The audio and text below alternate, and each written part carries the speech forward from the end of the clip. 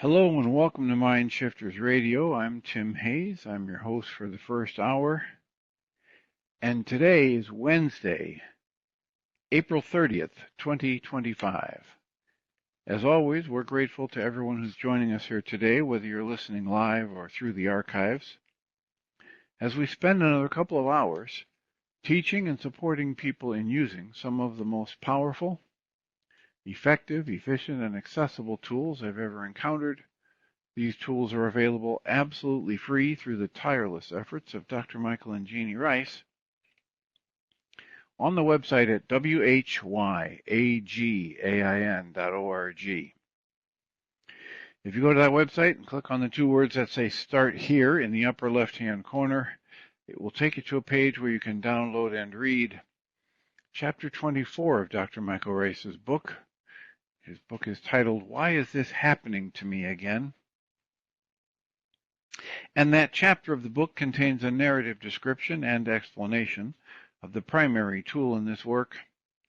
That tool is called the Reality Management Worksheet, sometimes called the Reality Management Wake-Up Sheet.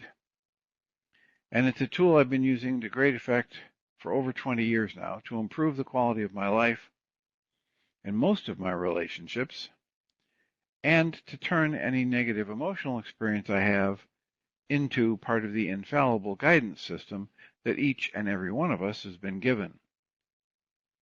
You can also download the actual worksheet process itself. It's a simple PDF file. Click the link, download it, print it off, copy it as often as you'd like, and use it over and over again absolutely free.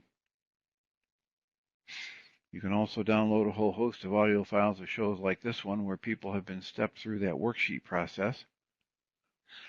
And if you choose to listen to them even repeatedly, they can serve as a powerful tutorial for you to help you get maximum benefit from these tools in the shortest amount of time possible. You can also go to your App Store and type in the three words Heartland Aramaic Forgiveness. And if you choose to do that before you're done typing the word forgiveness, you'll see the glowing heart icon. If you tap on that, it will let you download a completely free and private app that contains the Reality Management Worksheet. It contains an abbreviated version of that worksheet process, and it contains a copy of the Dragon Klingon game, which is a wonderful way to introduce these tools to even younger audiences. We hope people choose to do all of that soon and often, primarily because it tends to improve the quality of people's lives the more they actively apply these tools in their lives.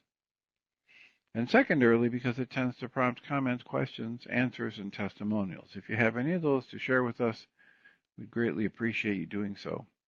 You can email me at tjh@mindshifters-academy.org, or you can email Jeannie at jeanie@whyagain.org. That's whyagain.org.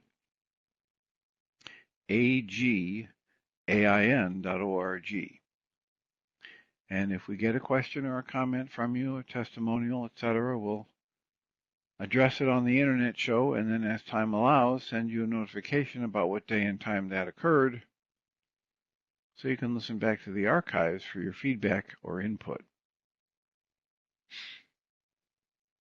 And we greatly appreciate whenever anybody chooses to do that, because it makes it so much easier for us to live into our intention with this work.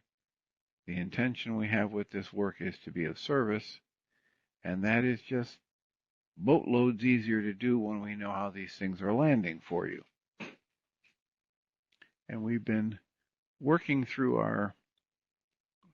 our way through the book A Walk in the Physical by Christian Sundberg. And in the second section of his book, he has a list of 166 essays, short essays. And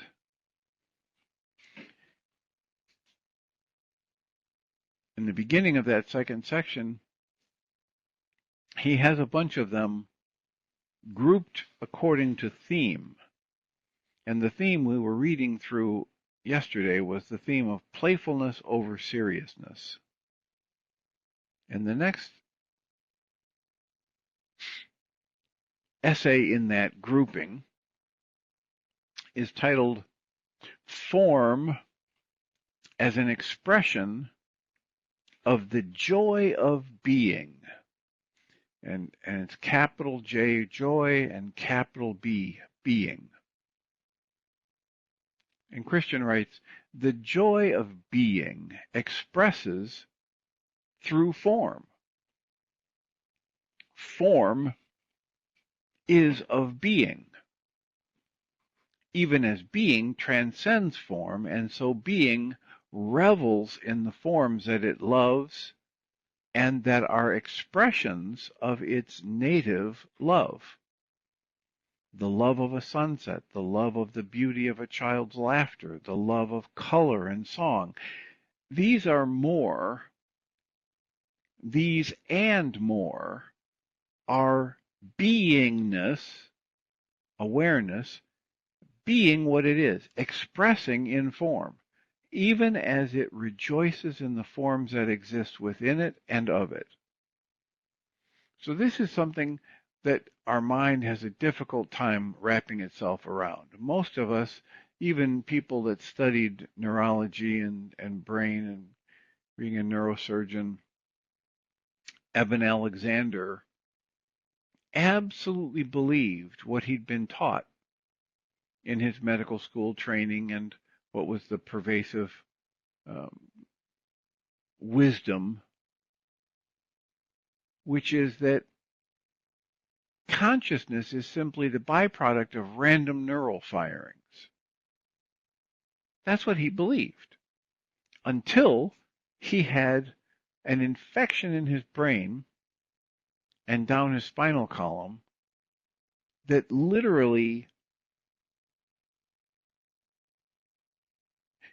rendered him brain dead based on all the technology they had at that time, all of the scans, all of the biological signals that there was life. He was brain dead. And during that period of time, I believe it was 7 days, but it might have been longer or shorter, but during an extended period of time, while his family was deciding, should we just take him off of life support, etc., he was having a vivid, extensive, detailed experience outside of the physical body. So his consciousness, his beingness, transcended the physical. There are those great teachings that say the physical body arises within consciousness.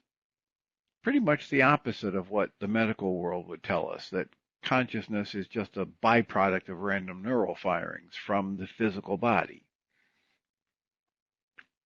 It's kind of like the exhaust from a car, right? The thing that's real, the thing that's measurable, the thing that's solid and lasts is the car. And as it goes down the road and it spits out this smoke or fog or smog or whatever, that stuff dissipates, and it wouldn't be there unless there was the car there to create it. The model from our medical world is that there would be no consciousness if there wasn't first a physical being, a physical form. These teachings tell us the opposite. There can't be physical form unless it arises from within consciousness. So Christian goes on here and writes, beingness revels in manifest creation. Beingness revels in creating sunsets and laughter and color and song. Consciousness loves sensation. Consciousness loves experience. This love is at the root of all manifest experience, even experience that can, for a time, have a most severe edge in the world of duality. The soul is so churning with this love that it may even seek to test the very boundaries of manifest expression, to test the farthest extremes of duality, and to know them. Our world is one of many that fulfill such powerful, love-based, creative ambition. even though here on Earth we've accomplished a daringly deep dive into the world of discrete, the world of the discrete, that love is still what we are. So this essence of our true nature doesn't change, even though we're going through these extremes of experience that you might call pain, you might call suffering, you might call hatred, you might call violence. Our essence remains the same. He writes, every single experience is ultimately underlined by this energy of creation that some call love. And thus, any form, no matter what it is, has the potential to be known in joy. We may feel constantly experientially distanced from this joy by the boundaries of the separate self. We might be distanced from it, experiencing the dream of separation by our addiction to thinking, by our thick association with our labels, by our resistance to truly feeling what we feel, and by our fierce and constant grasping for human identity. And yet, even those experiences are made of the same substance, the same energy of creation, love. Even the separate self arises in love from the form of joy and the form of being. And as that joy of being actualizes its powerful adoration of manifest experience. So joy itself, being itself, has joy even when it's experiencing what the physical body would interpret as suffering or pain. And that joy of being, rather than separate humans, that's what we really are. The joy of being, the awareness of all that is, the awareness of the connection of all that is. That's who we really are. And this dream of being isolated and separate, that's a concoction, that's a creation simply set up to help us experience different extremes of sensation, of thought, of experience of life.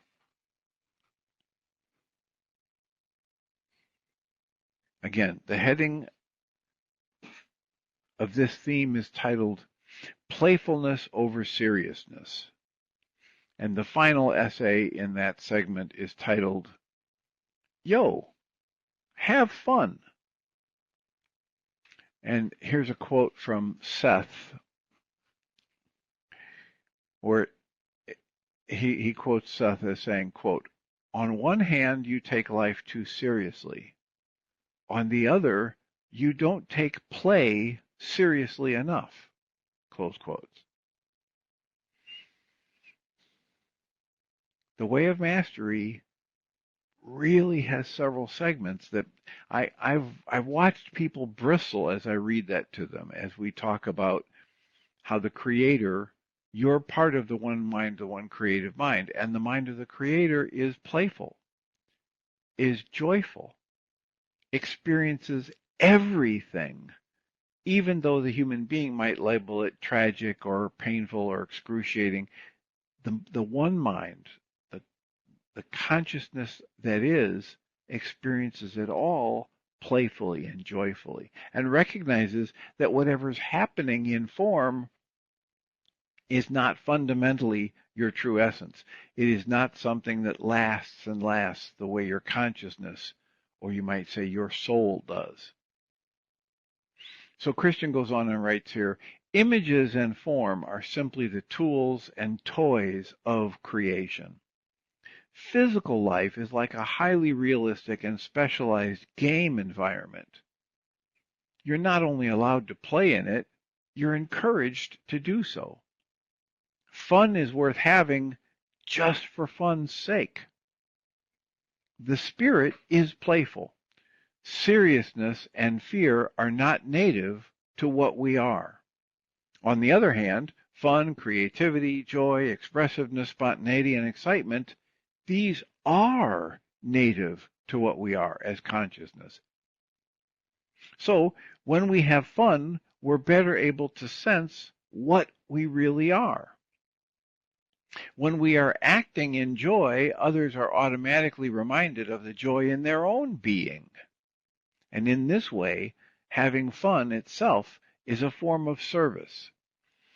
I remember that several times over the years when we would gather for the Tuesday night support group in person, several times I was moved by parts like this from The Way of Mastery and other books to call on people in the intervening week. We would meet each Tuesday, and I would call on people to find a way to do more things during the week that when they did those things, they lost track of time. This is, I was careful to say, other than zoning out in front of a video game or a television show, but to do more of whatever lights you up so much, takes your awareness so fully that you lose track of time.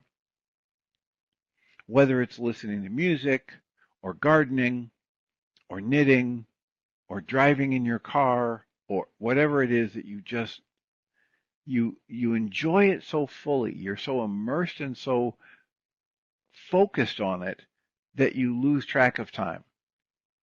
That's playful. That's extending the joy of your creative experience out into the field, what we call the quantum field, the field of energetic, experiential, whatever soup that we share with everyone, that radiates out from us, that interacts with the other energies and consciousness around us.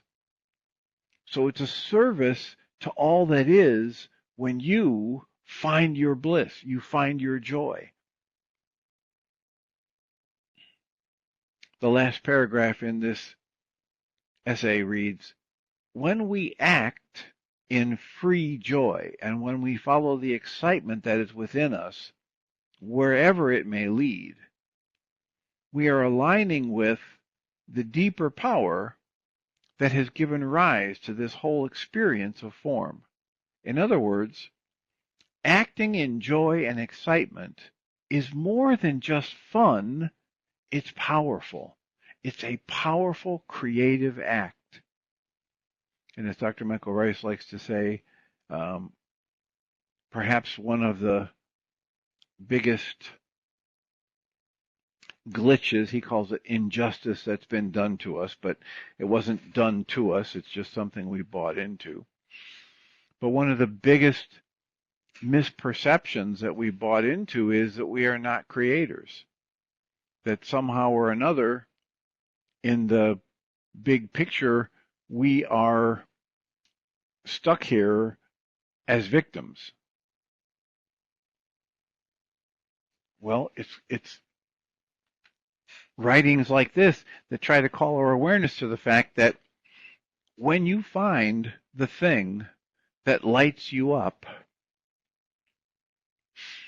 that helps you lose track of time, that brings you joy or bliss, and we're not talking about numbing out from pain, we're talking about actively using your mind energy and your body to do things that expand your enjoyment of your existence.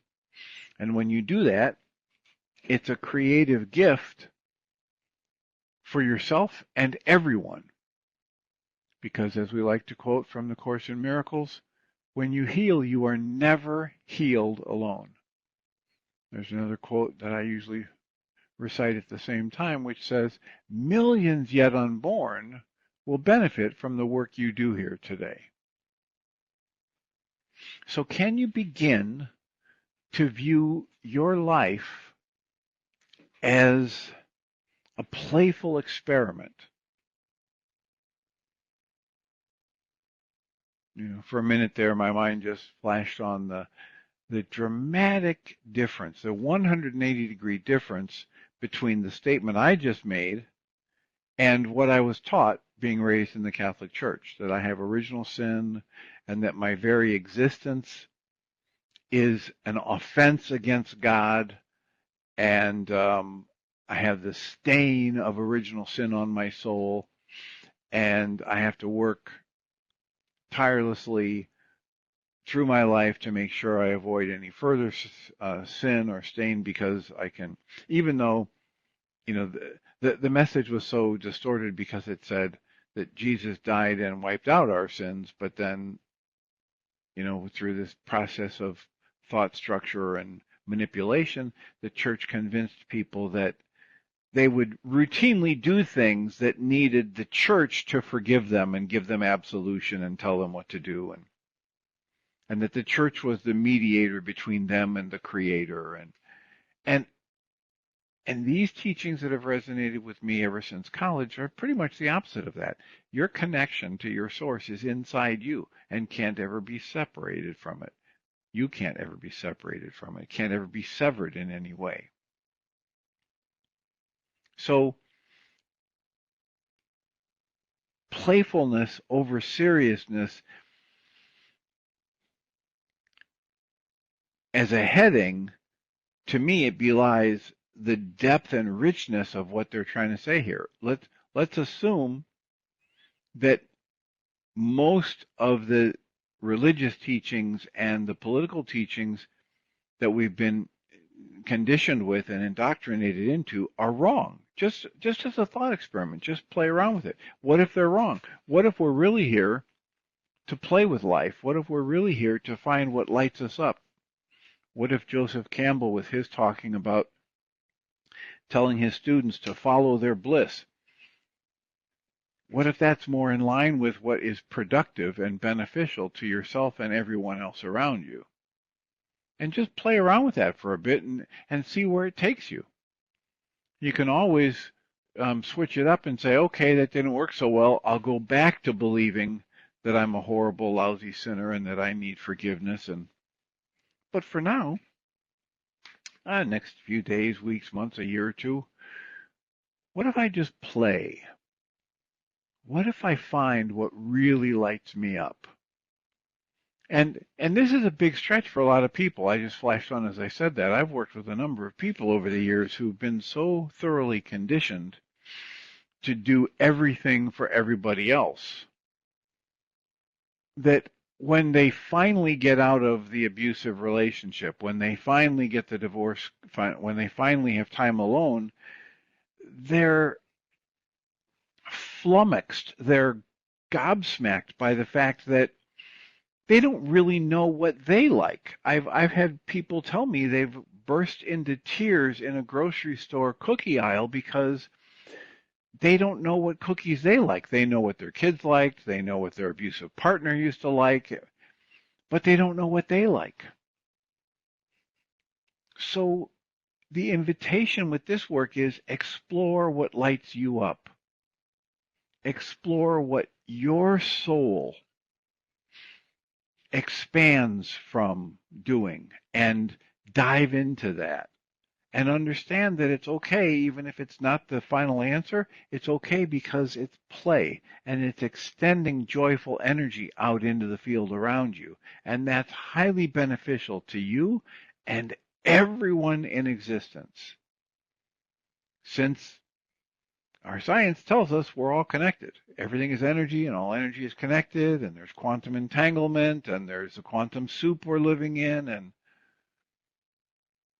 so what if it's worth finding what really lights my soul up and spending some time doing that every day, and spending some time doing more of that every week? And I don't have to, rewrite everything and say I'm never going to do anything unless it lights me up. I can just put my toe in the pool and test the water by just doing a little bit more day in and day out of what sings to my soul. That phrase, singing to my soul. I remember when Jane Evenstar, the Unity minister that I met at Michael Rice's intensive center, she told me, hey, you've got to read The Way of Mastery because it's exactly like your podcasts or your blog posts. And I'd never heard of this book before. So I got the book because I'd met Jane and she seemed like she was a pretty solid person. And I picked up this big, thick blue book, The Way of Mastery. And I kept reading the first lesson over and over and over again. And I carried the book with me practically wherever I went. And there was a part of me that did not want to let people know that this is ostensibly a book that was channeled by John Mark Hammer, bringing the Christ consciousness into physical reality, into printed word. So people would ask me, "What's that book?" And for a while I would say, "Oh, nothing. Oh, you wouldn't be interested." And eventually I ended up telling people, I can't really tell you what this book is. All I can tell you is it's singing to my soul. And because that was the case, and I had, at that point in my life, I was driving a lot more than I need to drive these days, I decided I would read the book into my computer and burn it onto a CD, and then I'd be able to have the lesson in the car and play it over and over again as I drove. That's how much this was resonating positive stuff for me. And eventually, the technology changed, and I probably had the first 12 lessons on CDs when the technology changed and we could start having MP3s and we could put them on websites and people could download them. And from time to time, people would say, that's an incredible amount of time and effort. Why are you doing that? And the only answer I had was, because it's singing to my soul. That's what we're encouraged to tune into from this series of essays titled Playfulness over Seriousness. What is it that you find playful and rewarding just because it's fun? What is it that you find that speaks to you so deeply that you lose track of time when you engage in it? That's what we're invited to. And I'll get back to reading some more from The Way of a Walk in the Physical by Christian Sundberg. But I wanted to spend some time today reminding people about another book, another audio book they can get that's only about 50 minutes long, 55 minutes long. And it is one of 4 summaries of a communication technique that to me are pretty much the same. One of them is Dr. Michael Rice's responsibility communication. The other one is reflective listening that comes from Robert Bolton in his book People Skills. Another one is from Harville Hendricks in his book Getting the Love You Want, from that little segment on the Imago dialogue. And the one I'm referring to today, because it is so accessible if you have an Audible account, or it's only like $4 or $5 through Audible because it's only about an hour-long audio. And it's by Micah Salaberios, M-I-C-A-H Salaberios, just the way it sounds. And the title of the book is The Art of Nonviolent Communication. And the essence of all of these 4 styles for communicating or tools for communicating is the same.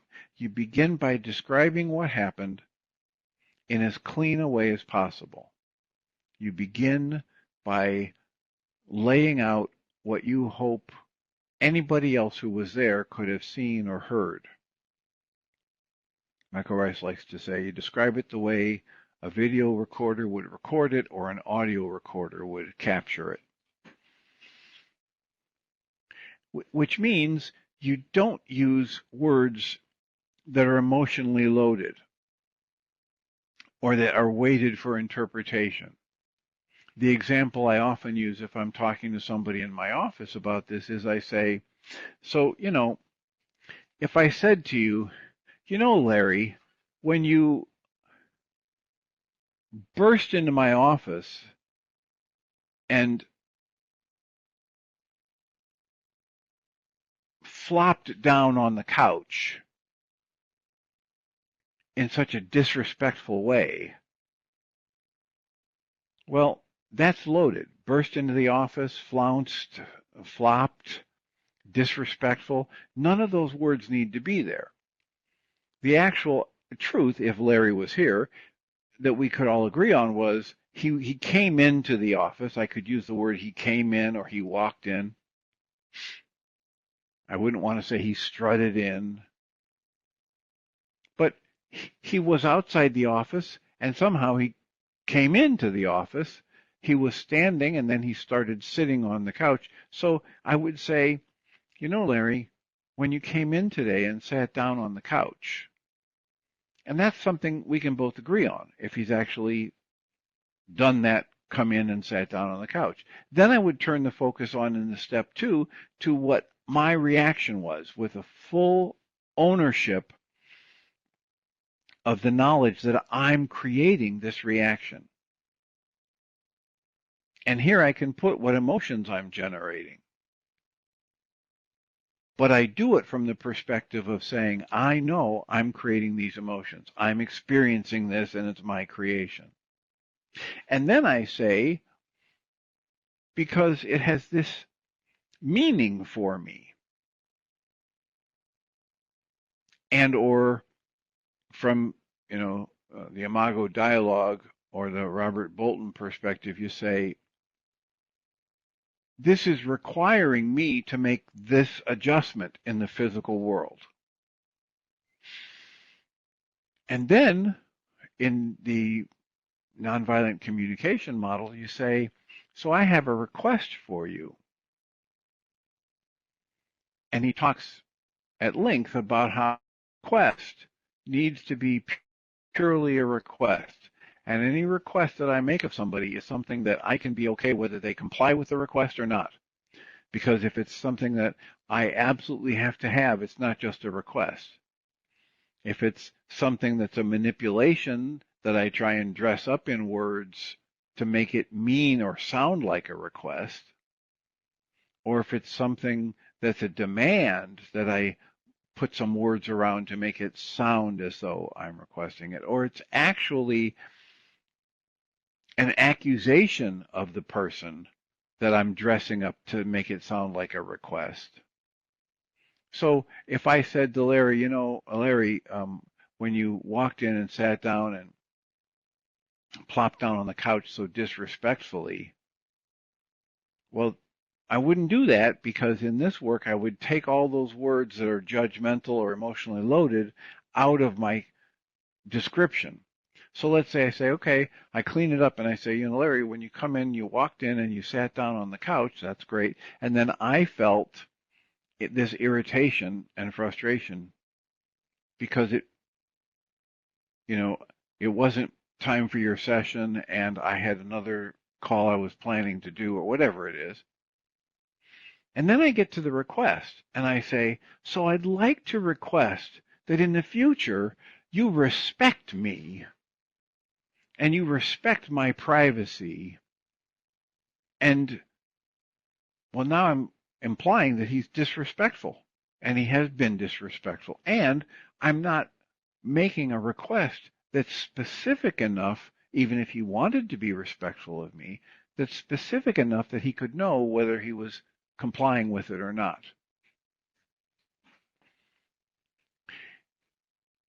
When we do this, put some extra effort into our communications beforehand, it is hugely beneficial.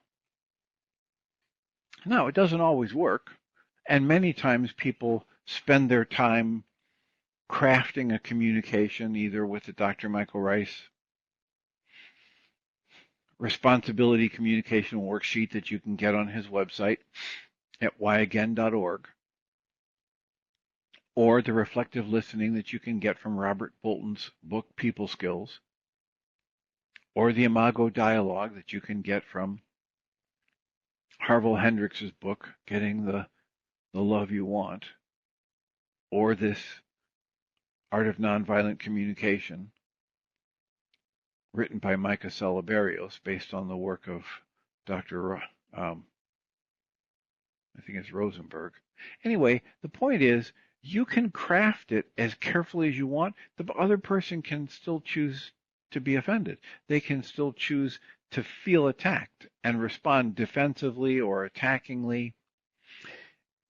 And when that happens, in the Art of Nonviolent Communication, that's when they recommend that you bring out what he calls emergency empathy.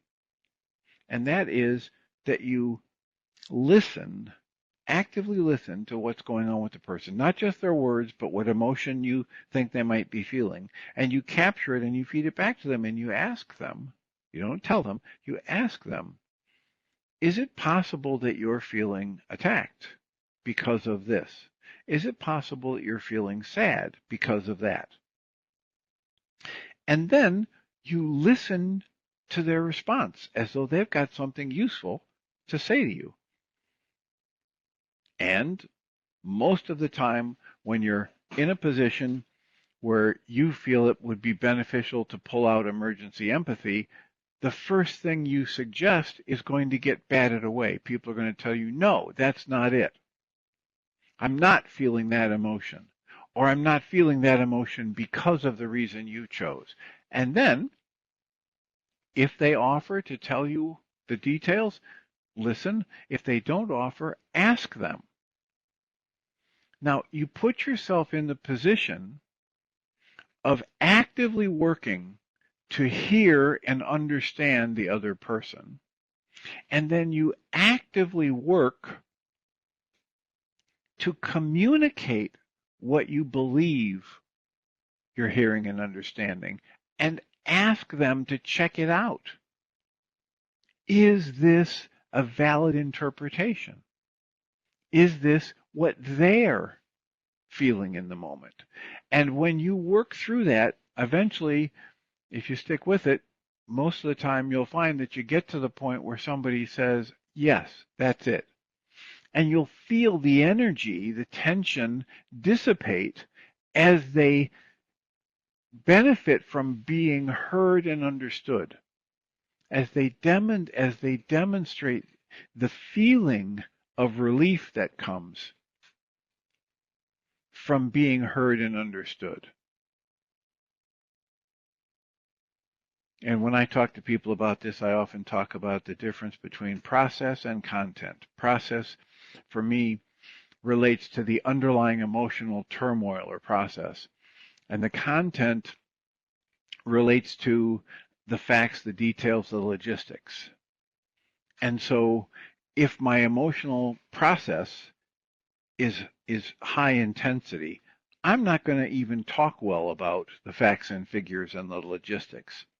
If I'm talking to somebody and I'm feeling calm, but I sense that their emotional process is anywhere from the medium to high intensity level, I don't want to keep talking about the data points or the logistics or the literal what happened and didn't happen, because I know from my life experience that it's not going to go well.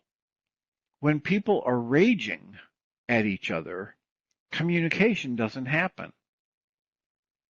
John Mayer has a song about belief, and he says, did you ever change your mind from the paint somebody threw on a sign when they're out there protesting and marching and yelling their beliefs at you. No, you don't change your perspective and your opinion because someone's yelling at you. So when my emotional process goes moderate to high level, I want to be the person who backs down and says, I need a break. I need to focus on what emotions I'm experiencing, feel them fully, process through them, and dissipate them before I can have a decent conversation with you or a useful conversation with you. I want to do the same thing if I'm feeling calm, but I'm interacting with somebody, and it's even if it's just my experience that they are emotionally triggered to a moderate or high level of upset. I do not want to play the game of ignoring their emotional upset, which are powerful distorting filters, and talk about the details or the logistics because it's not going to go well. Or even if we seem to get it all ironed out in the details and the logistics, and it seems like we've agreed on it, 99 times out of 100, when we go to process it out, live it out, we find the next day, we weren't really talking about the same thing. People aren't happy anyway, even if I dot all the I's and cross all the T's in whatever I think they want.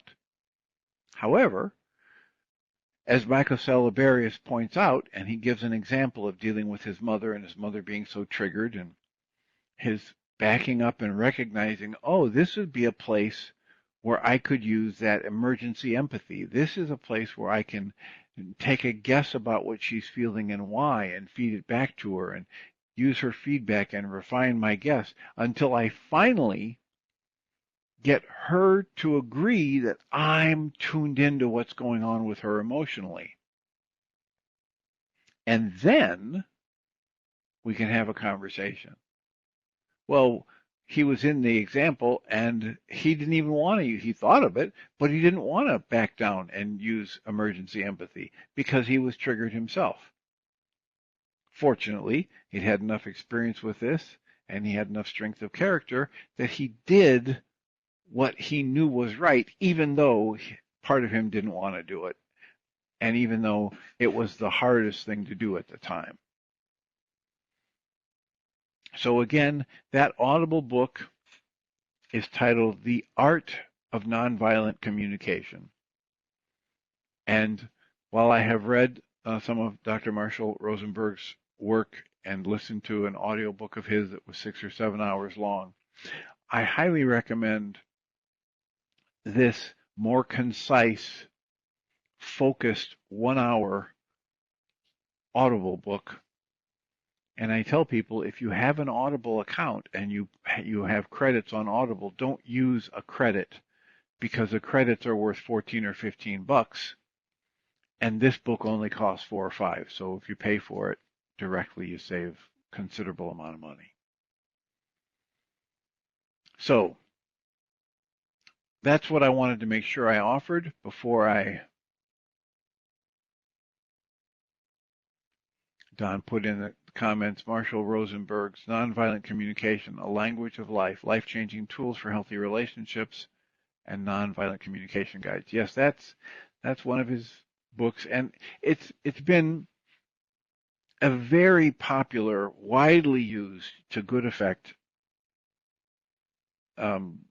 tool. I wish they'd called it something else because it has the word violent in the title, but again, I think you can get very good effect with either the Imago Dialogue from Harville Hendricks or the Responsibility Communication Tool from Dr. Michael Rice or the Reflective Listening highlighted in the book titled People Skills by Robert Bolton, or this 1 hour audio from Micah Salaberios.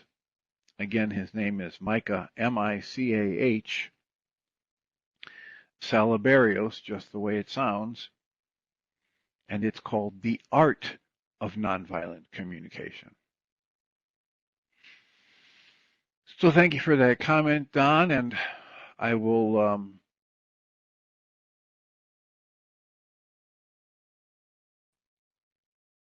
input comment, questions, answers, testimonials, soliloquies, I like to say.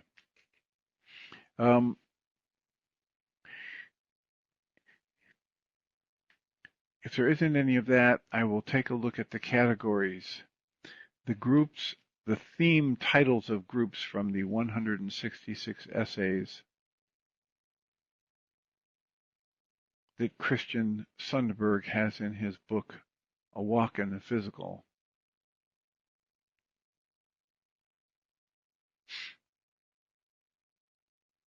So here's a category that I'll read from. It's titled Seeking Non-Physical Answers While in the Physical.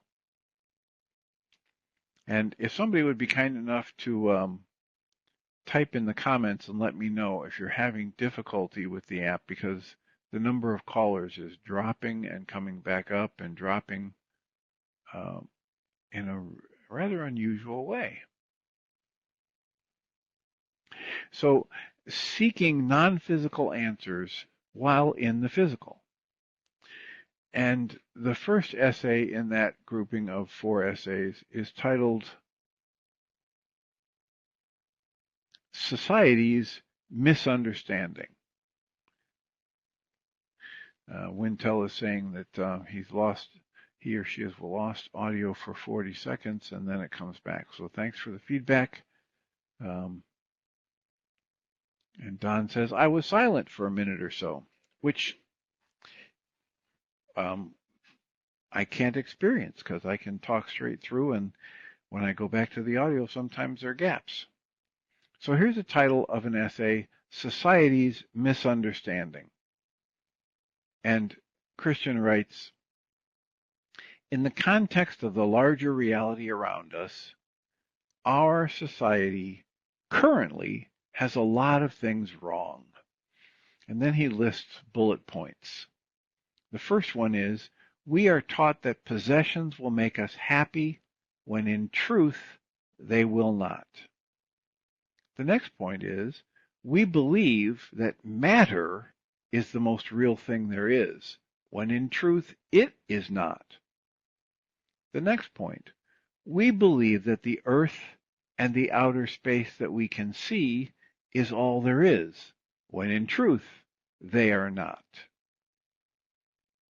The next point, we believe that God is judgmental and angerable, when in truth she is not. Or alternatively, we believe God doesn't exist, when in truth that which we crudely call God is more real than everything we know. The next point is, we are taught that we are harshly judged for our mistakes, when in truth, all things are understood.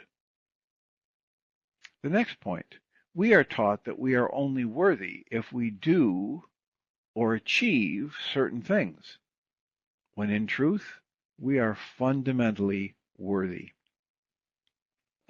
Michael Rice likes to say, you have all the value you're ever going to have simply because the Creator put the breath of life in you. It's the same as this last point. We're taught to believe that we are harshly judged for our mistakes. We are taught to believe that we're only worthy if we do or achieve certain things, when in truth we are fundamentally worthy. The next point is, we believe that we are unloved, when in truth we are profoundly cherished and adored. The next point, we are taught that humans are the only beings, quote, with a soul, close quotes, when in truth we are not. The next point, we are taught to fear the dangers of the world, when in truth there is nothing to fear. The next point, we are taught that we have no power to change the world, when in fact we are incredibly powerful. The next point, we fear that death is the end, when in truth It is a fantastic beginning. And then Christian writes, with so much misunderstanding, quote, out there, close quotes, it's no wonder that clarity often eludes us. And yet, when our greatest source for knowing is not external, where do you turn? It's your experience, your own intuition, your own knowing, your own inner connection to capital S spirit that will whisper answers to you whenever society's constant messages fail you. The Creator is always speaking to you in one way or another. If you are humble enough to listen, you will hear. Listen within, openly, and with pure, loving intention, and you will find that a light is always available to lead you through the most ubiquitous misunderstanding of this apparently physical world. This is like Guy Finley, where he says, your Creator didn't put you in a world where you have to search endlessly from one corner of the world to the other, maybe end up in some Himalayan mountain cave somewhere, where if you're lucky you might find a guru who can teach you. Guy Finley says, your Creator put you in a world where your instant, constant connection to the forces that can teach you will never abandon you if you just ask to be taught. This is why so often we talk on this show, at least this hour of the show, about the need to not focus on the teacher, focus on the teaching. Catch myself whenever I have fallen into the trap of putting someone above me or below me, on a pedestal or in a pit. None of those are useful perspectives. And if I apply a teaching and it works, I want to use it more. If I apply a teaching and it doesn't work, I want to just let it go. Knock the dust off my shoes and move on. Because what works is just like everything else that truly works. So it doesn't really matter what words you use to describe it. It doesn't matter what teacher pointed you toward that discovery. What matters is, are you using that awareness and direct observation in your life to good advantage? And if you are, feel free to keep doing it. If for whatever reason it doesn't seem to be working out so well, please do yourself the favor of withdrawing your attention from what other people are going to think. I love the way Guy Finley says that at one point he's talking about, somebody raised a question about, he's talking about how the adverse events in our lives, that the events that we label adverse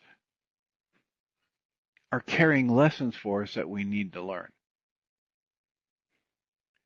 And then somebody raised a question and said, well, does that mean I should stay in an abusive situation? And Guy Finley was very clear. He said, no, there's nothing about this teaching that tells you to stay in an abusive situation. He says, if you are clear about it, if you say to somebody, I don't want to be around racist comments. I don't want to be around misogynist comments. I don't want to be, at a party where people are telling what I consider offensive sexual jokes all the time. If you say that to someone and you're clear about it and they don't change, then, and this is where his wording is critically important, he says, then you are not responsible for what they put themselves through when you leave. Now, because of that wording, I believe Guy Finley understands I'm creating my emotions and they're creating theirs.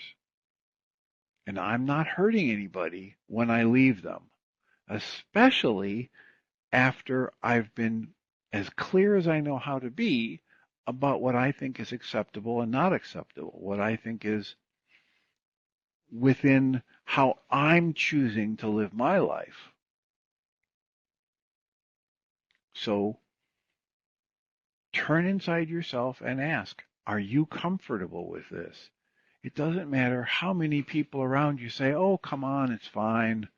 No big deal. Well, you're being too sensitive. If you're not comfortable with it, please accept the invitation to use your own inner guidance to inform your choices and decisions.